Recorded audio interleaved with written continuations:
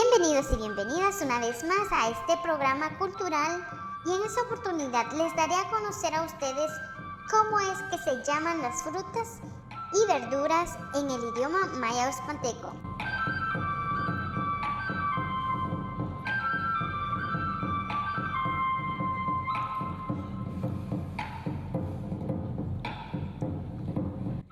Tul, tul. Limunch, limunch.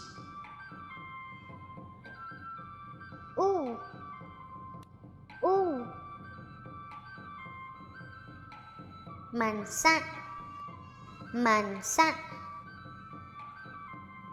Kashlan tukn, kashlan tukn.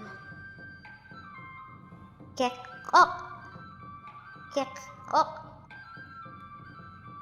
Persh, persh. Tapal, tapal. Aranch, aranch. Ik, ik. Mats, mats. Pish, pish. Kanim, kanim. Oh, oh. Kush, kush. Mank, mank.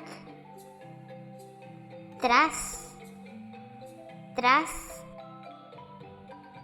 Kum, kum. Ajij, ajij. Tukne, tukne. Ok, ok.